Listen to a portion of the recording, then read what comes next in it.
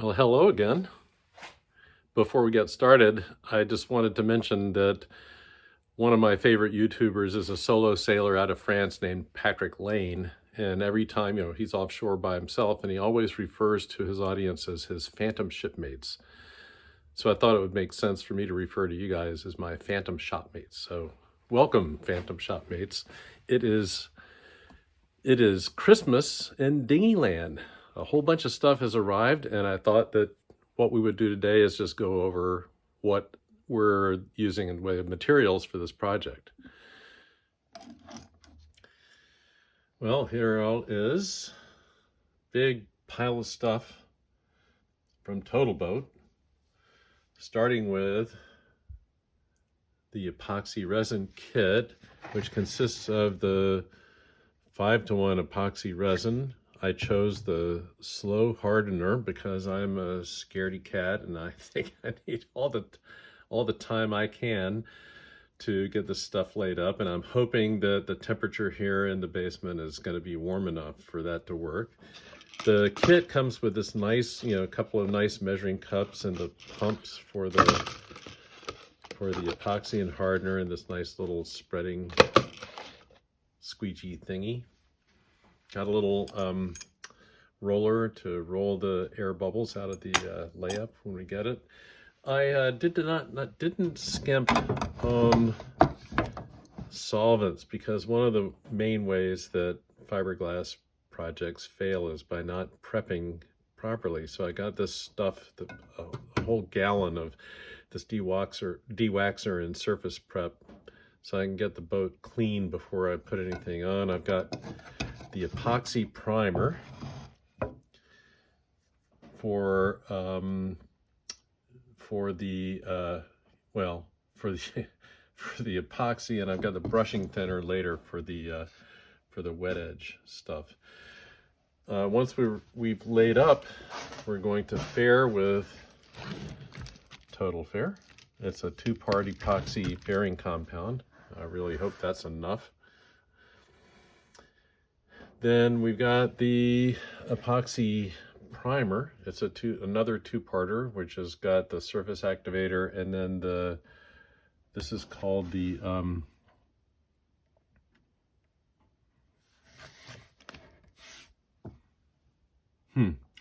this is the this is the base, and then it's the surfacing activator, which is used if you're trying to create a nice surface. Now, all of this stuff is going to produce a surface on which we can put our final coating, which will be our Fighting Lady Yellow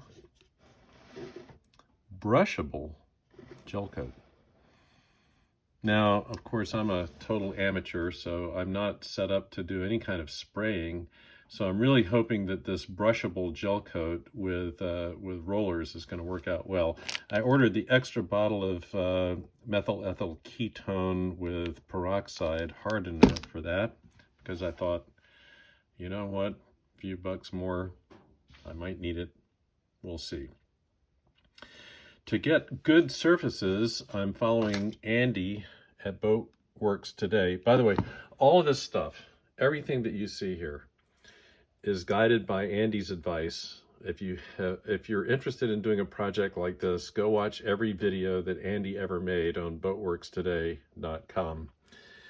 He's a fountain of advice. This guide coat is going to show you where, when you're sanding, where it's low and where it's not.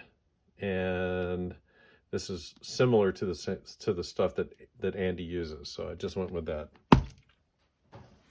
All of that stuff that I just showed you is to get the outside of the boat pretty.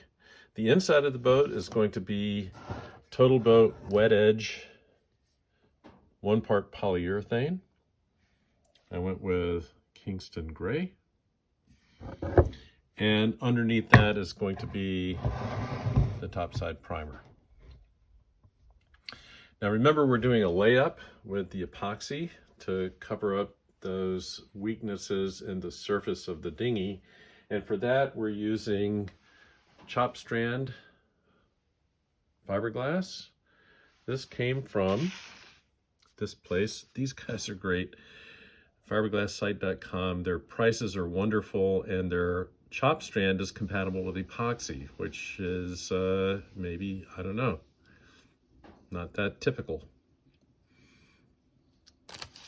So then I've got a roll of chop strand, and I've got a roll of 1708, which I'm going to use on the skeg and probably some other areas as well.